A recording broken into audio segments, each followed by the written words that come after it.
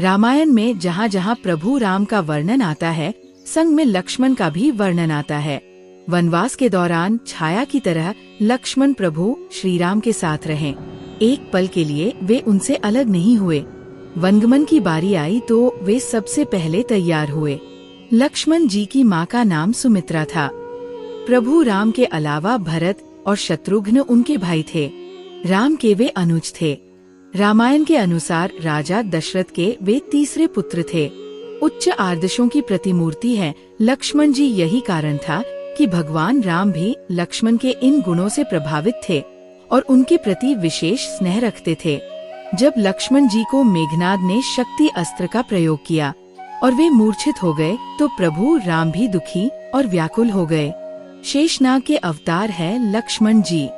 लक्ष्मण जी को शेषनाग का अवतार कहा जाता है। लक्ष्मण हर कला में निपुण थे। धनुर्विद्या के वे माहिर थे। वे बहुत जल्द क्रोधित हो जाते थे, जिस कारण प्रभु राम को कई बार शांत कराना पड़ता था। बड़े भ्राता के वे भक्त थे। प्रभु राम की वे किसी भी बात को कभी नहीं टालते थे। लक्ष्मण के अंगद और चंद्रकेतुमल नामक 2 पुत्र थे, जिन्होंने अंगदियापुरी और कुशीनगर की स्थापना की थी। 14 वर्षों तक नहीं सोए।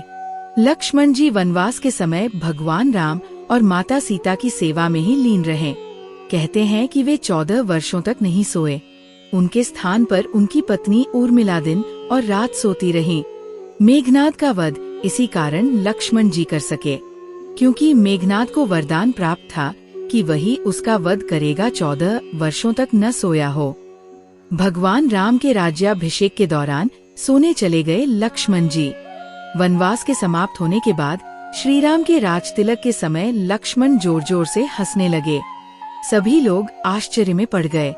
जब उनसे इस हंसी की वजह पूछी गई तो उन्होंने बताया कि इस शुभ बेला का वे जिंदगी भर इंतजार करते रहे, लेकिन आज जब ये शुभ समय आया है तो उन्हें निद्रा देवी को दिया गया वो वचन पूरा करना होगा, जो उन्होंने वनवास काल के दौरान 14 वर्ष के लिए उन्हें दिया था। कहा जाता है कि लक्ष्मण जी को निद्रा से 14 वर्ष तक दूर रहने के लिए कहा था और उनकी पत्नी उर्मिला उनके स्थान पर सोएंगी।